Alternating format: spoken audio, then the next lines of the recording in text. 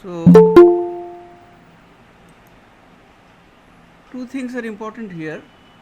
One is the theme of execution of a traitor, or basically the theme of treachery and its punishment. And secondly, we will see what else is there. Is execution done on Cawdor or not? Those in commission yet returned? And Malcolm replies, my liege, they are not yet come back. But I have spoke with one that saw him die, who did report that very frankly he confessed his treasons, implored your highness's pardon, and set forth a deep repentance. Nothing in his life became him like the living it. He died as one that had been studied in his death, to throw away the dearest thing he owed as it were a careless trifle. So, the idea that the Thane of Cawdor asked for forgiveness before his death, admitted to his guilt, and he died a noble death.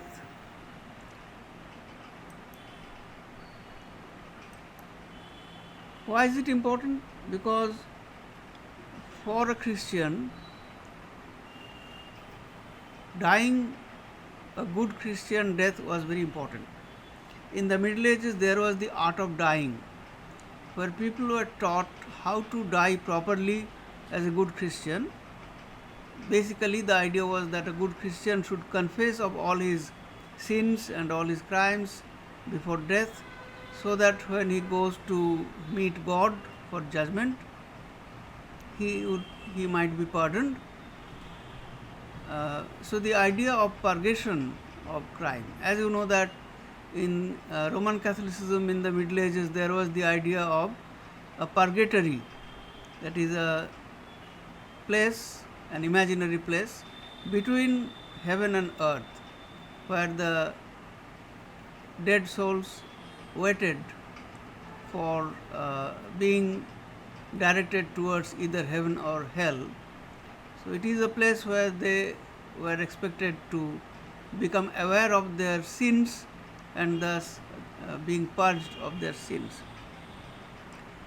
So even though the Thane of Cawdor introduces the motive of a traitor in this play, which place will later be taken by Macbeth, yet he is also a contrast to Macbeth, because Macbeth will not die a person who repents of his sins or of his crimes.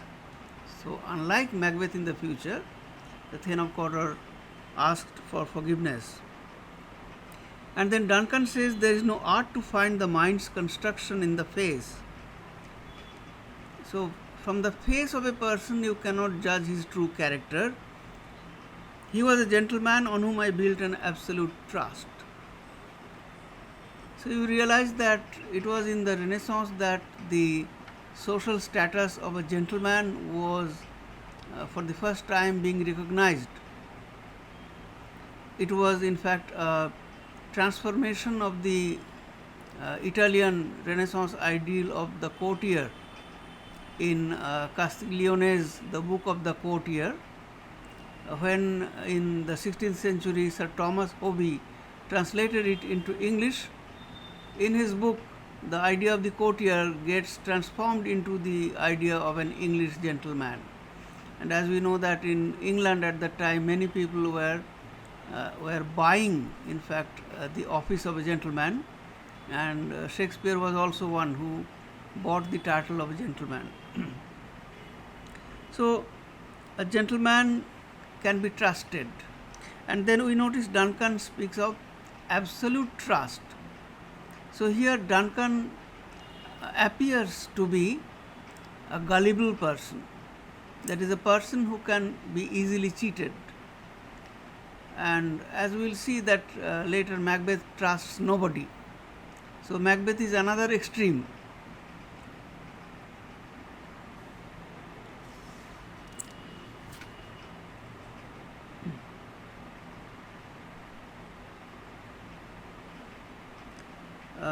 In this scene, Duncan makes one big mistake.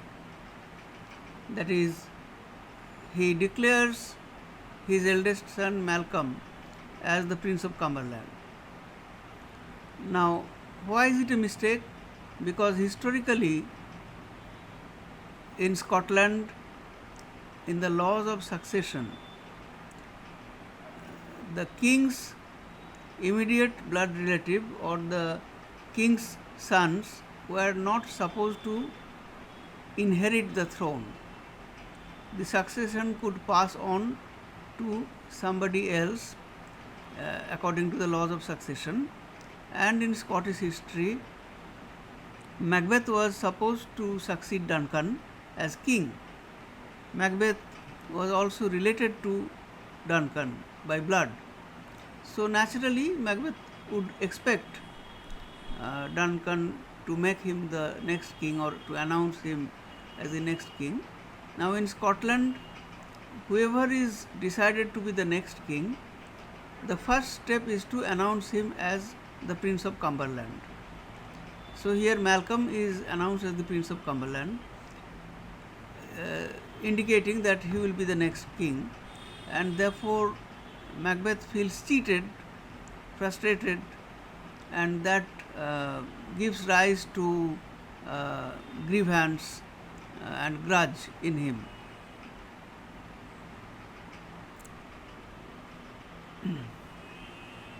My plenteous joys, wanton in fullness, seek to hide themselves in drops of sorrow.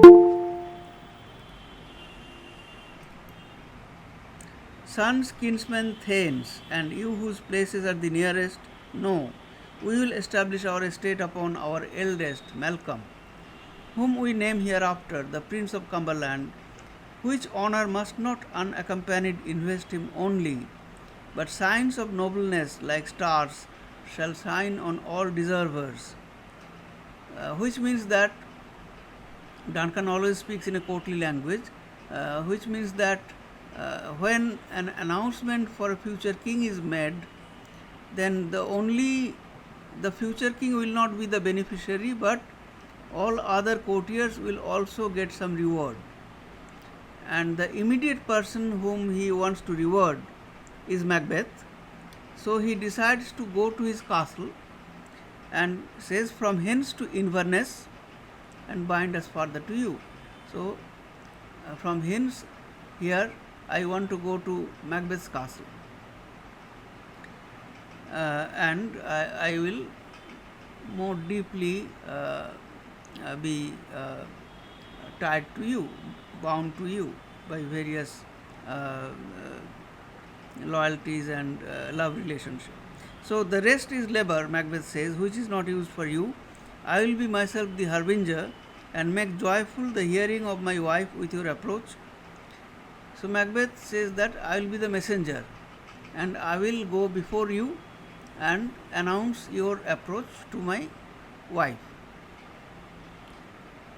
So the harbinger is a forerunner, that is, wherever the king goes for camping, a person goes before the king's party and makes arrangements for the king to camp in that place. So he is called a forerunner or a harbinger.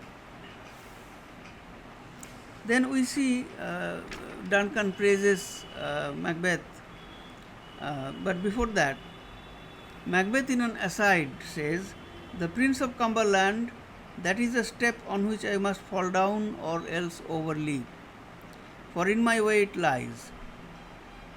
Stars, hide your fires, let not light see my black and deep desires. The eye wink at the hand, yet let that be which the eye fears when it is done to see.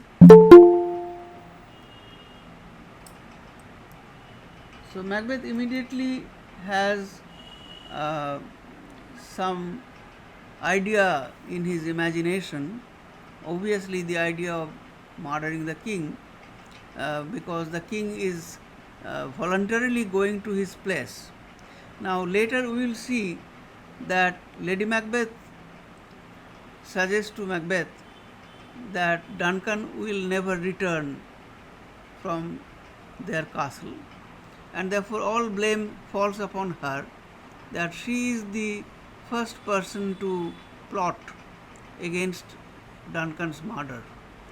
But actually we see that here already Macbeth has it in his mind, but Macbeth never pronounces it fully or articulates it fully. And this announcement of Malcolm as the Prince of Cumberland, it is an obstacle that Macbeth says that he must overcome. And then he says that the eye wink at the hand, that is the whole design, the plot is so monstrous that the eye refuses to look at the hand perform the murder. So here we have an image of fragmentation, which often in this play we have. I am writing it in the chat box.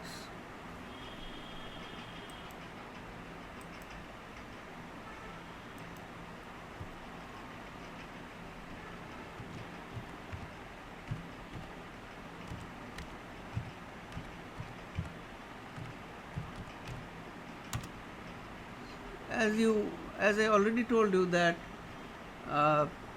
the idea of wholeness suggested health, similarly fragmentation suggested degeneration or some kind of sickness. And this image of sickness, of course, in this play comes up very strongly. Both Macbeth and Lady Macbeth are represented as to some extent sick, if not in their mind, body, then in their mind. And Lady Macbeth's sickness of the mind also extends to her body. So the image of sickness is a strong image in the play, but it is also sometimes presented through the images of fragmentation.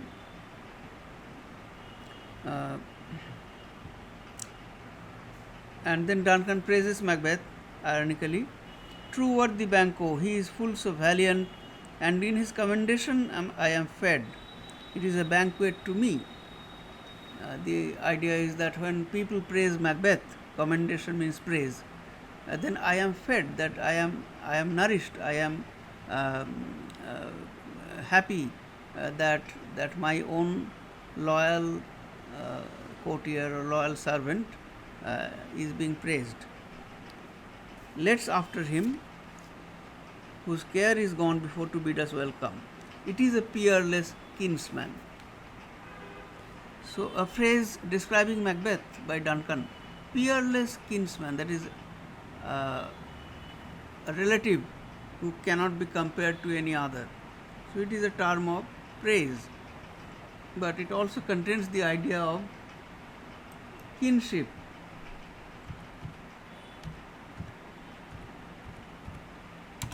Which Shakespeare often presents. The idea of kinship is like relationship between father and son, between father and daughter. These are presented as very strong bonds, and the violation of these relations are depicted as most tragic incidents. For example, in the play King Lear.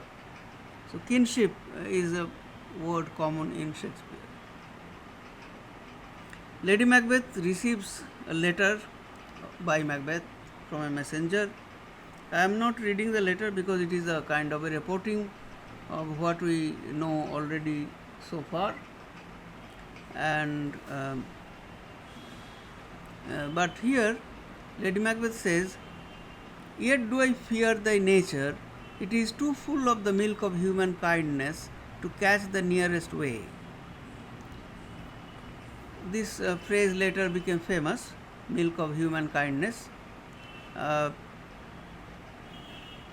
So the image of milk here later also is used. Lady Macbeth, when she says, "I have given suck to babies and I know what it is." So milk is represented as a nourishing image, and therefore kindness or humanity, these are associated with the image of milk.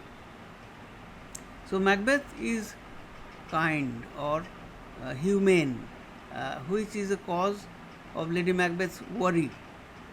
She says, I am afraid of your nature. You have this kindness, and you will not catch the nearest way. That is, you will not approach, or you will not take a shortcut. So, had Macbeth waited patiently for many years, later he might have been made the king. But Lady Macbeth wants him to take the shortcut and become the king immediately.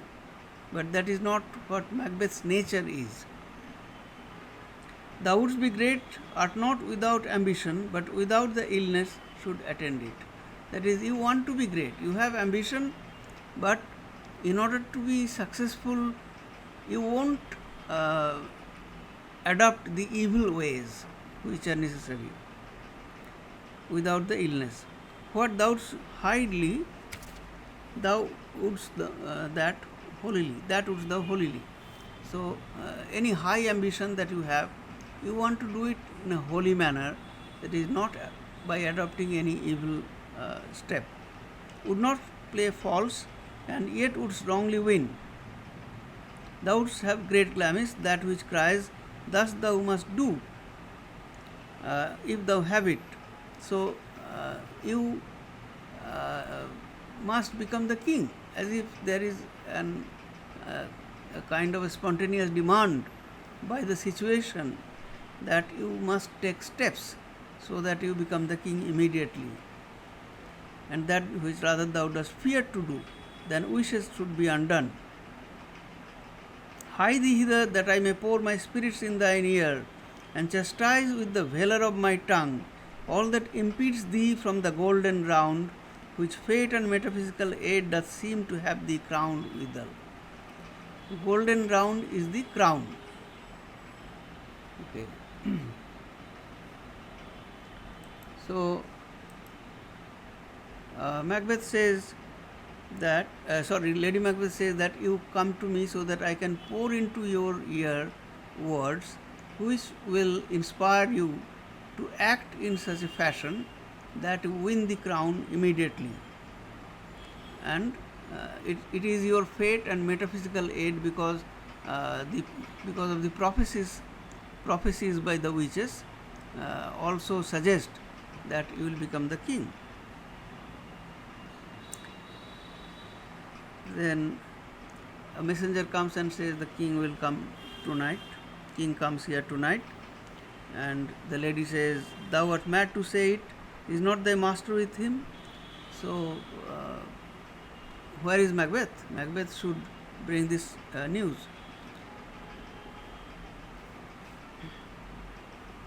And then she says, the raven himself is hoarse that croaks the fatal entrance of Duncan under my battlements. So the raven, or kind of crow, a species of crow, it is being represented here as an omen, an evil omen.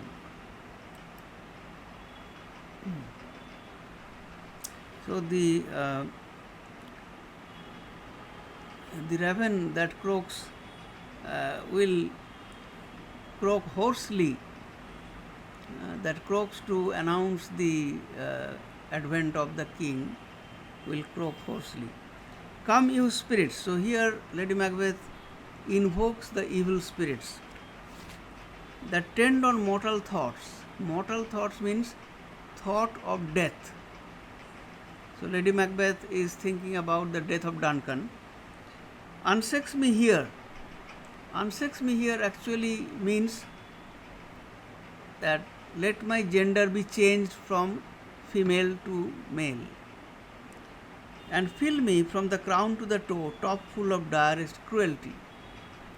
In the 16th century, people did not have a scientific idea about gender, and they thought that sometimes one might change one's gender quickly by some natural or unnatural means.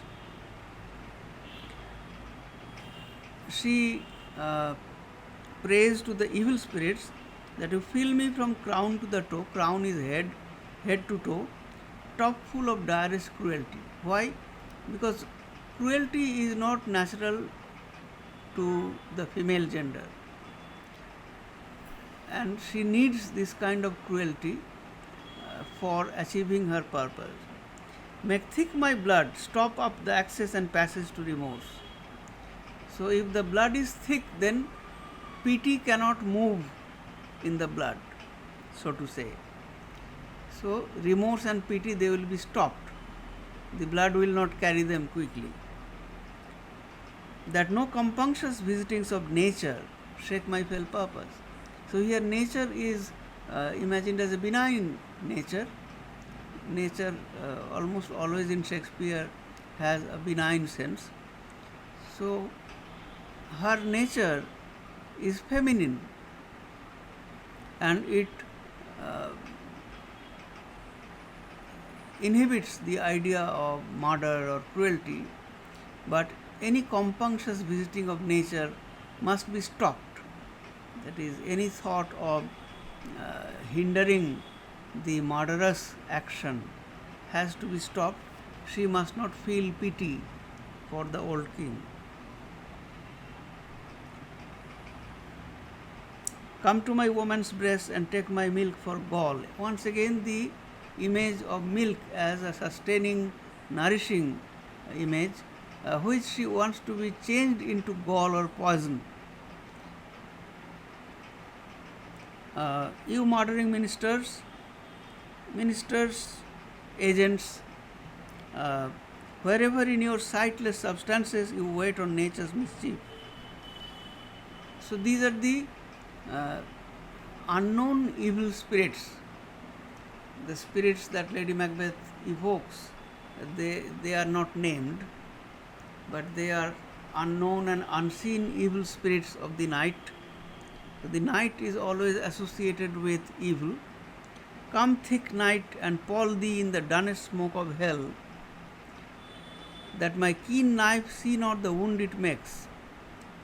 She is almost verbatim repeating Macbeth's phrase that the eye wink and does not see the hand. She here says that let the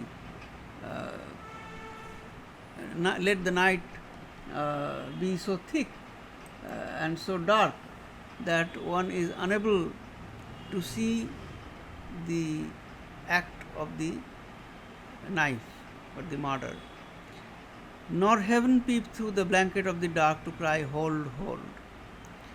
So she is fully aware that murdering the king would be a sinful and terrible guilty action, and all heaven, all gods would like to stop it.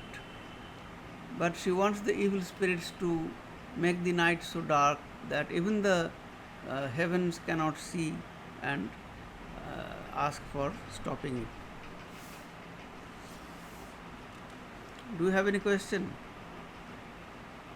at this moment?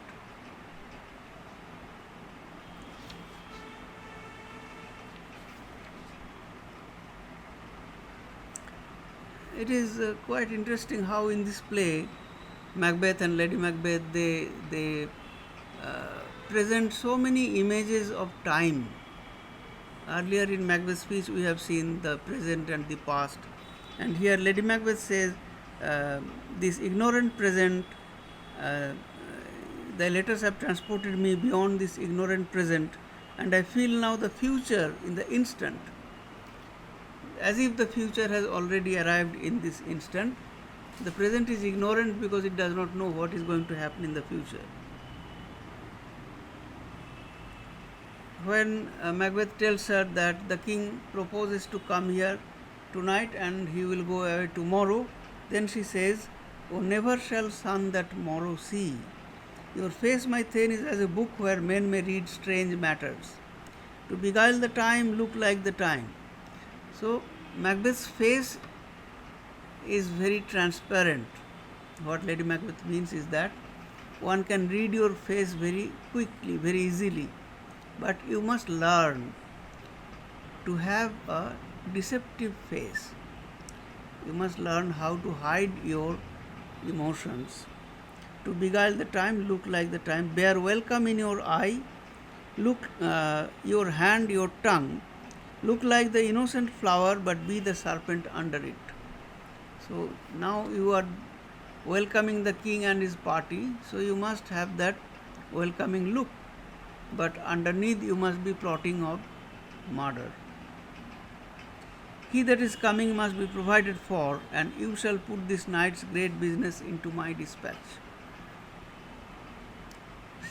She does not have faith in Macbeth that Macbeth will be able to accomplish the murder. So she wants to take it under her control. She tells him that leave it to me, which shall to all our nights and days to come give solely sovereign sway and masterdom. Now we see that even Lady Macbeth does never mention the act of murdering the king, but only by suggestions she indicates what she means.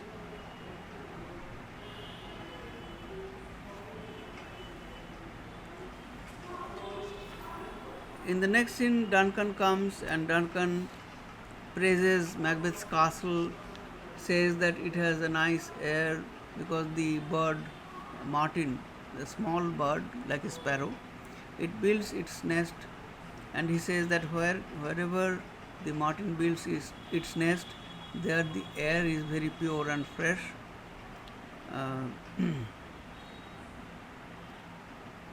Then as Lady Macbeth appears, he thanks her, and Lady Macbeth also in a polite, courtly manner says that it is our service. We are bound by our loyalty to you.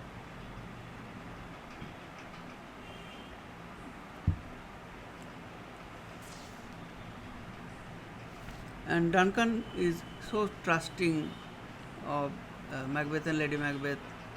In a gallant manner, he tells the lady, give me your hand, conduct me to mine host. We love him highly and shall continue our graces towards him.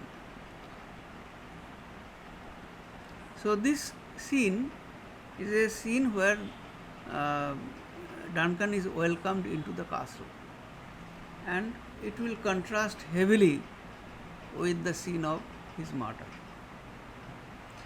But before that, Macbeth has a soliloquy.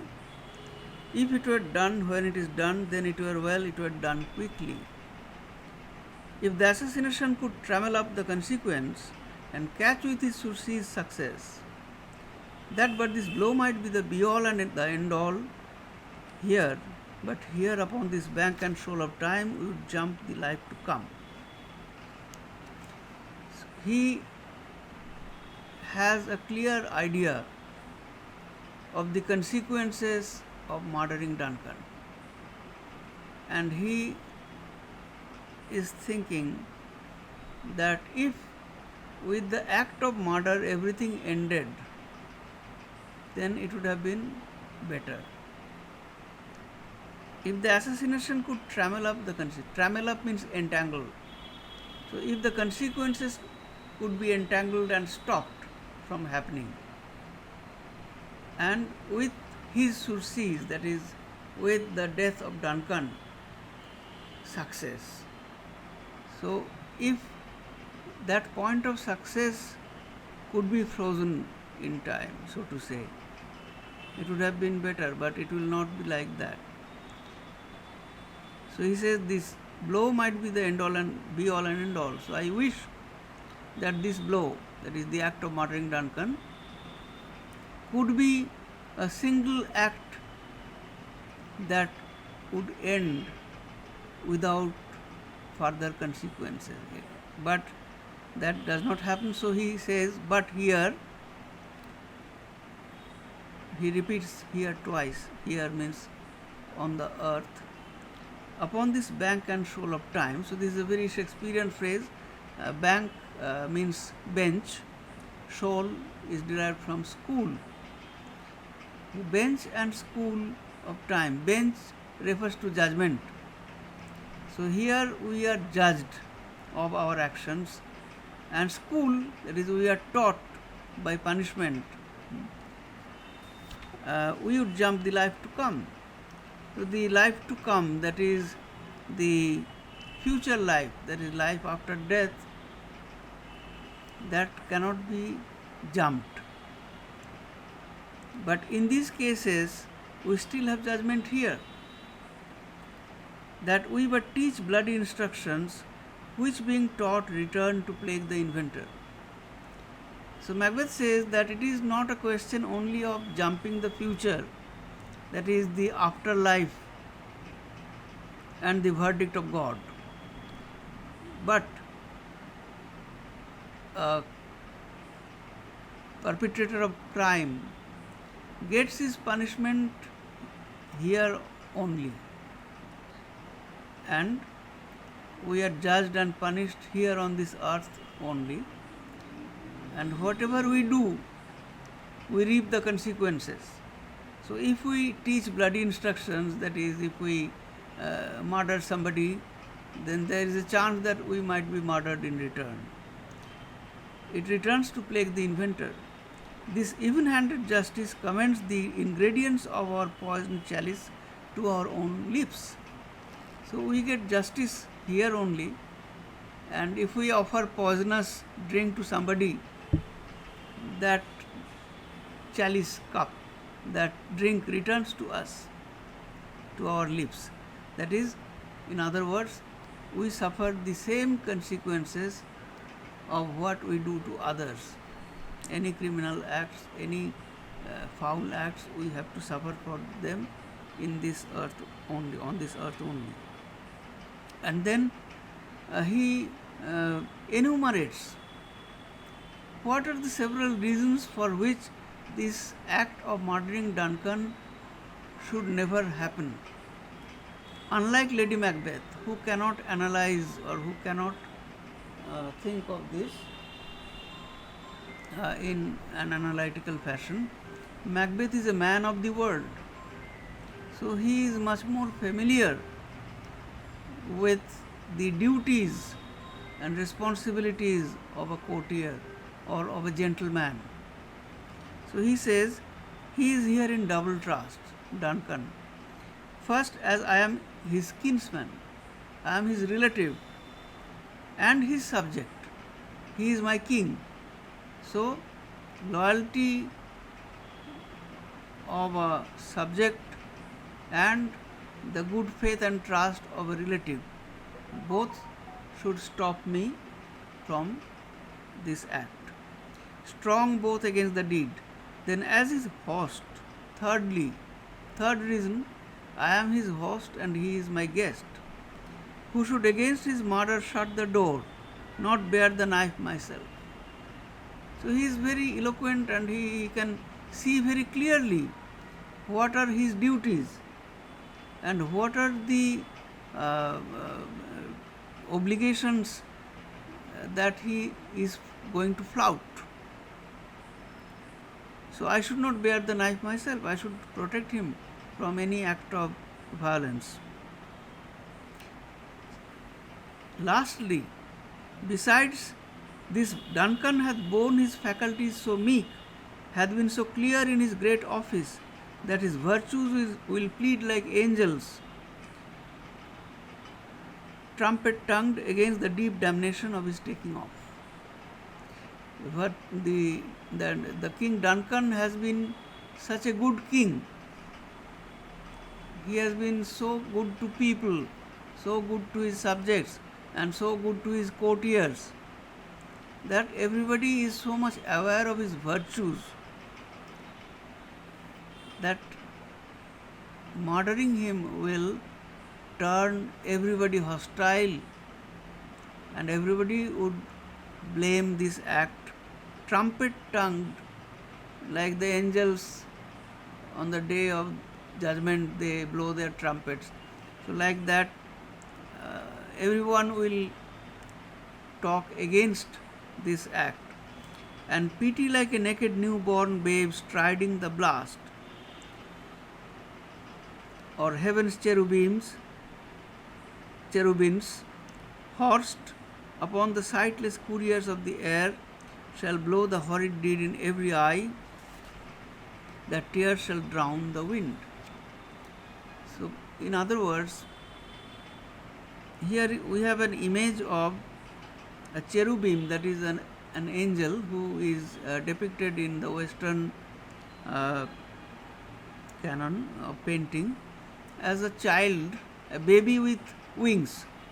If you look at Western icons, Western paintings, even God is depicted as sitting on the throne with two cherubims on both sides. So this image that the cherubim will stride the blast, will ride the air, carrying this message of pity to everybody. That is, whenever anybody in the kingdom would hear of Duncan's murder, he would be so much taken up by pity that everyone will be drowned in tears. Shall blow the horrid deed in every eye, that tears shall drown the wind. In other words, any act of murdering Duncan will turn the subjects extremely sad, melancholic, and maybe against anybody who would be the new king. And because Duncan has been very virtuous, everybody will be shocked at his death. And so here, as we know that Shakespeare made these changes, he has represented Duncan as a very old man and a very virtuous man, a saintly person, which we do not find in his source Holinshed. I have no spur to prick the sides of my intent, but only vaulting ambition, which overleaps itself and falls on the other. Here we have the image of a rider. A spur is the round wheel-like thing with pricks, which one wears at the heel, and with that spur a rider strikes the horse in its belly so that it runs faster. So what makes one run faster? Here for Macbeth it is ambition. So he says that I have no other spur excepting vaulting ambition, and he gives us the image of an over-enthusiastic rider who jumps so high in order to sit on the horse, jumps so high that he falls on the other side. So we see here that clearly Macbeth is aware or conscious of his over-ambitious nature. Any question so far?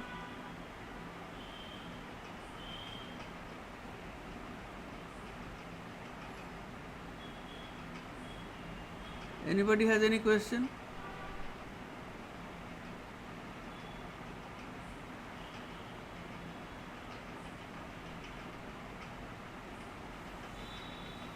All right.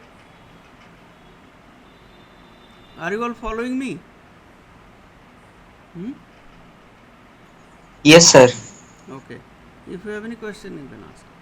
Now, we see that Macbeth tells Lady Macbeth, we will proceed no further in this business. He hath honoured me of late, and I have bought golden opinions from all sorts of people, which would be worn now in their newest gloss, not cast aside so soon. He said that I do not want to proceed in this matter. Again, the unnamed act of murdering Duncan. Because Duncan has recently awarded me, he has given me many titles, and I have new positions of glory and honor. So these are like uh, new clothes, again clothing imagery, which would be worn now in the newest gloss.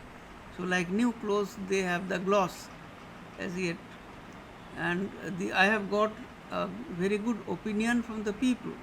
That is, at this point, the people love me because of my brave acts in the war. So I am at a peak of popularity, and also I am appreciated by the king and given many awards. So I do not want to proceed in this business. And then Lady Macbeth, by the valour of her tongue, instigates Macbeth again. Was the hope drunk wherein you dressed yourself? Hath it slept since? The dress, again dress imagery, that is your previous idea of murdering King Duncan, that is the dress that you had worn.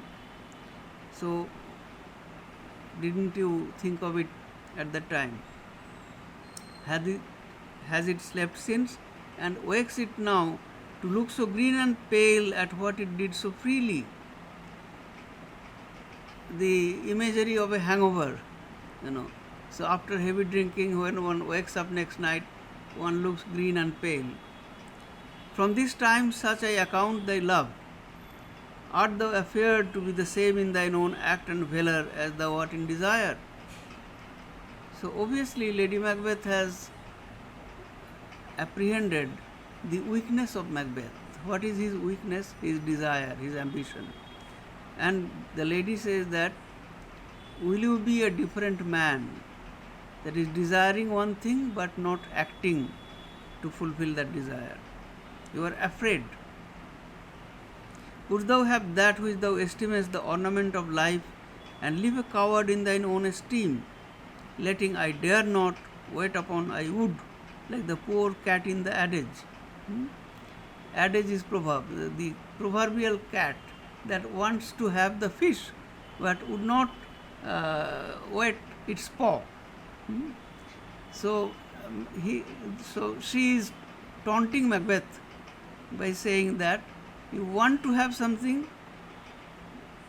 I would, but you do not have the courage, I dare not. So by insulting Macbeth, she tries to instigate him.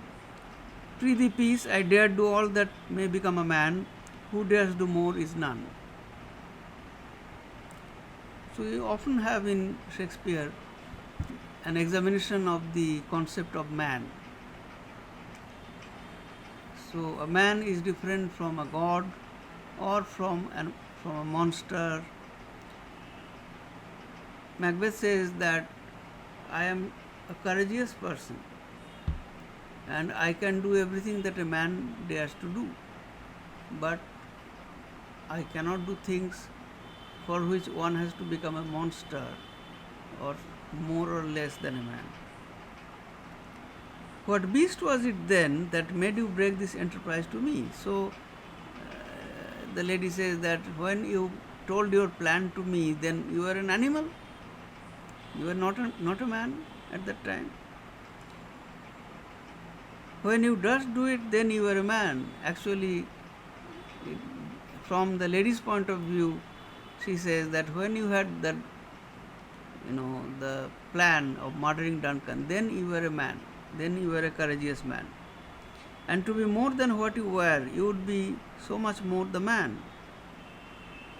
That is, if you transcend the limits of man, then you would be a greater man. Nor time nor place did then adhere, and yet you would make both. They have met themselves, and that their fitness now does unmake you. So when there was no opportunity of accomplishing it, then you are ready to do it. Now we have the opportune moment. We have the opportunity because the king is now our guest, and now you do not dare to do it.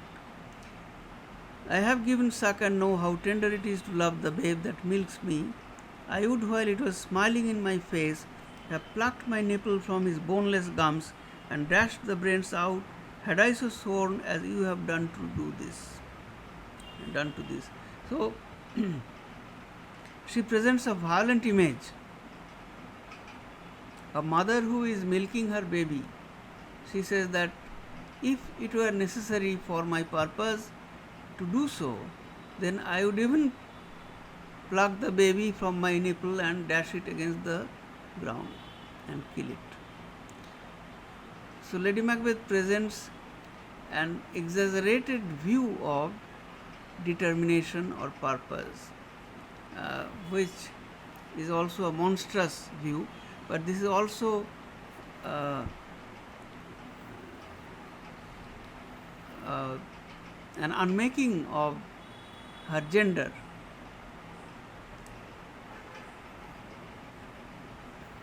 Unmothering, we may say, of the lady. Critics have asked many questions about Lady Macbeth, whether she had children, because she here speaks of having given suck.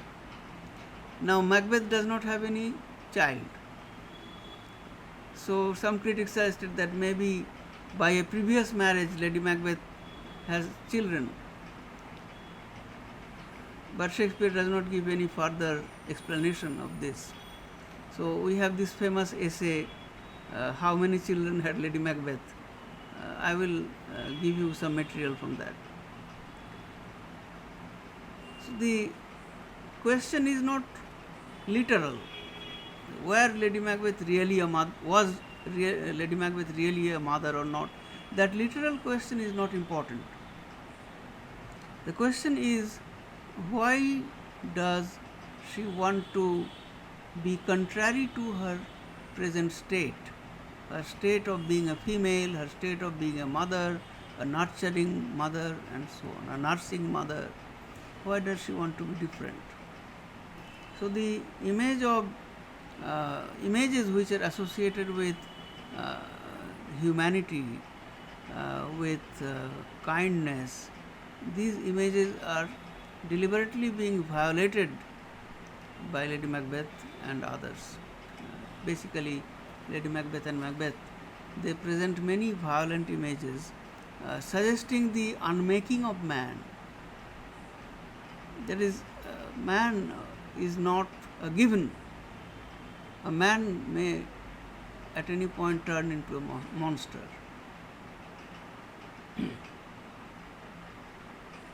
Then Macbeth says, if we should fail, we fail. That is unbelievable to Lady Macbeth.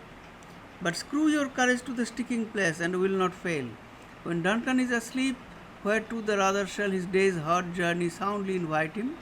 His two chamberlains will I with wine and wassail so convince that memory, the warder of the brain, shall be a fume, and the receipt of reason a limbeck only. Where in swinish sleep their drenched natures lie as in a death, what cannot you and I perform upon the unguarded Duncan? What not put upon his spongy officers, who shall bear the guilt of our great quell? So here Lady Macbeth presents the exact plan, the exact plot of how Duncan will be murdered. And this goes against her. Critics and readers tend to give a verdict against her because it appears that she has plotted the murder. But there is also an opinion that she is nothing more than an instigator. Macbeth already had all the evil and all the evil design and plot in his head. So somebody called him the fourth witch. Like the three witches instigated him, similarly the lady also instigated him, so she is the fourth witch.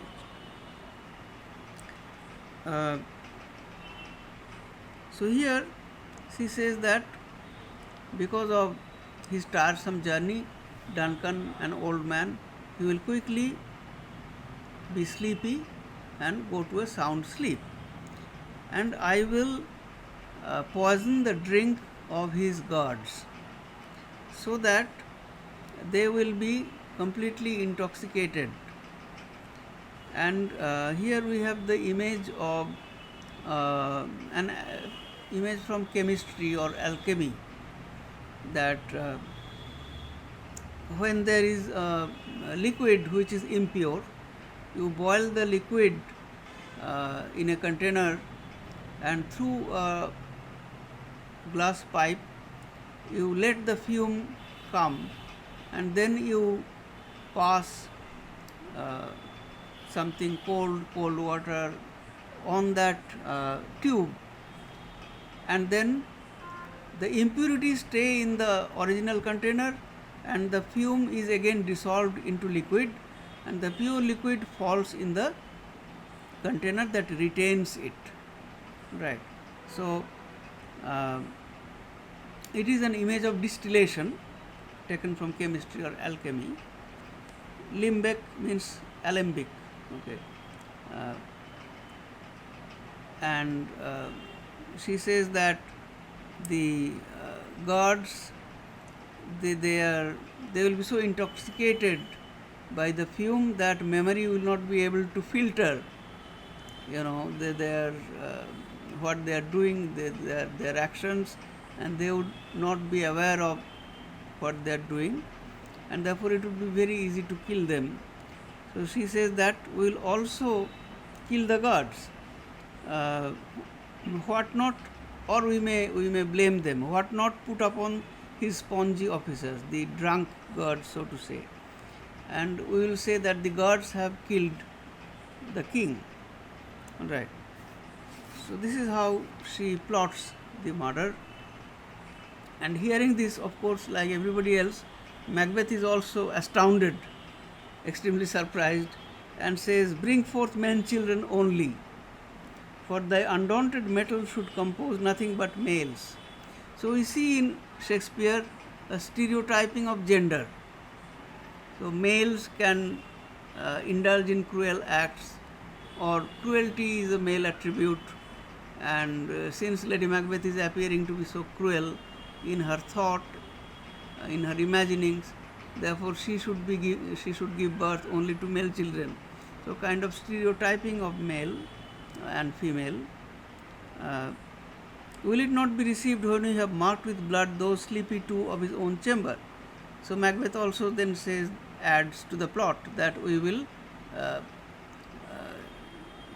smear the blood of the king on the faces and hands of the two sleepy drunk guards, so that people will think that they have committed the act of murder, and use their very daggers that they have done it. So we will use the daggers of the guards and then put the daggers back to their hands. Okay. Who dares receive it other, as we shall make our griefs and clamour roar upon his death?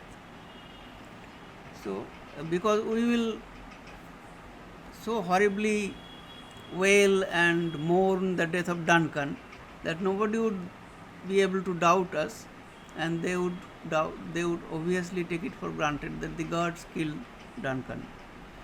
I am settled and bent up, each corporal agent to this terrible feat. Away and mock the time with fairest show. False face must hide what the false heart doth know. A lesson in hypocrisy that Macbeth learned from his wife. He repeats it here, that so now I must be very deceptive and look very different to people, and I must hide my false heart. So the vocal tonic of Lady Macbeth works on Macbeth very well, and he is now determined kind of to commit the act of murder. So we'll stop here. You have any questions?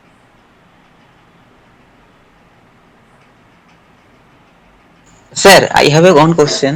Yes. What is stereotyping? Stereotyping. I am writing it on the chat box.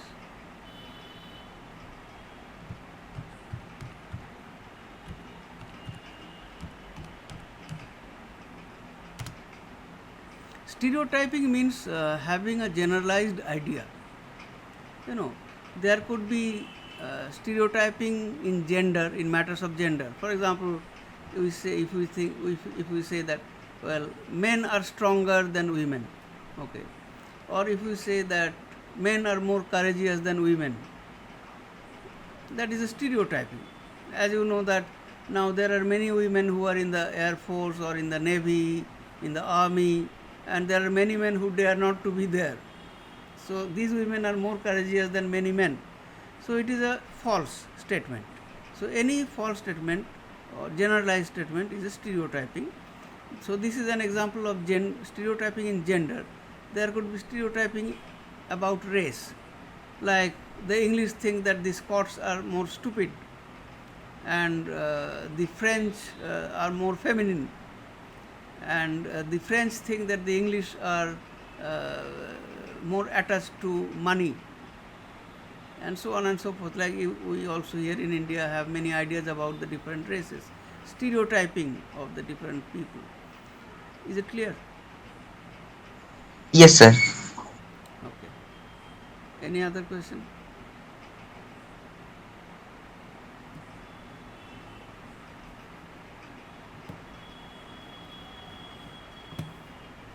Alright, so if you don't have any other question, then I stop the class. I stop the class here, end the class here.